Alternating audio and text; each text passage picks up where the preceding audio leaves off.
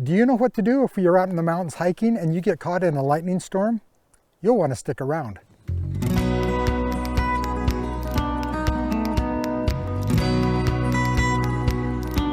Welcome back to Outdoor Skills Made Easy. You know, I've directed camps and been in the mountains for over 40 years, and I've seen a lot of mountain storms come in, and on a couple of sad occasions, I know people that have been hit and killed by lightning. So today what I want to do is to share some techniques with you so that if you are caught in a storm, you'll know what to do. Never underestimate the power and the reach of lightning. It can be serious and deadly. Knowing that sound travels 4.7 miles per second, you can actually tell how far away the storm is. So watch for the flash of lightning and then start counting 1 1,000, 2 1,000, 3 1,000. And when you hear the thunder, get your total, divide it by 5, and you'll know how many miles away the storm is. If you're hiking on a ridgetop and you get caught in a mountain storm, that is not the time to be brave and trying to challenge the odds. You want to get down off of the hill as quickly as you can.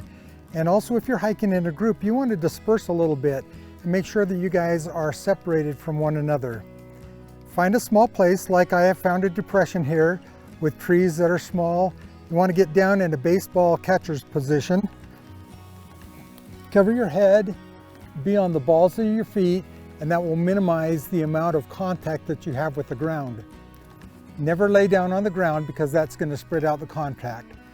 So get in the baseball catcher's position, tuck your arms in, and wait out the storm just like this. Here's a few more tips. If you're with a group, you'll want to spread out. That will avoid having one person get hit by lightning and it transferring to the next, because lightning, of course, will travel.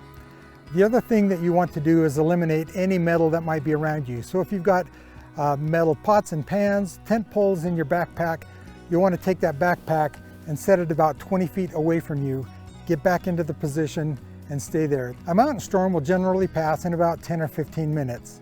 A meadow or the edge of a meadow might be a beautiful place to camp, but remember that your tent poles probably have some metal, which would make it an unsafe place to ride out the storm. Here's another area that I might seek refuge in. It's a bit of a depression. I've got some smaller trees around me, and I can back up into the trees to give me some protection from the rain and the wind. So hunker down, pull over your rain poncho, and wait out the storm.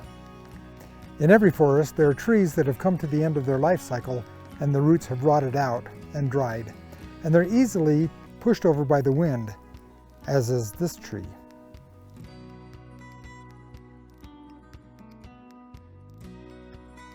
This tree was killed years ago by a pine beetle, which stopped the growth.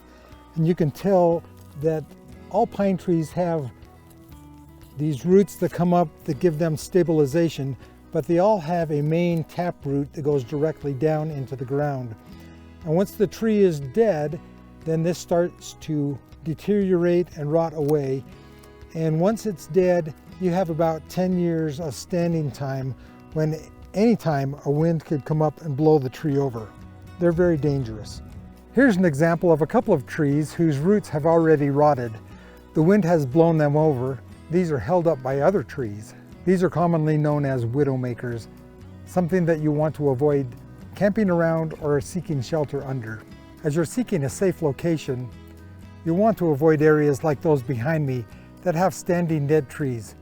A good storm would easily blow them down. Not every mountain storm is a lightning storm.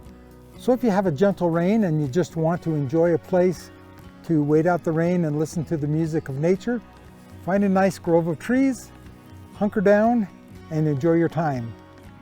We hope this has been informative for you, and we hope that you'll join us again at OSME TV.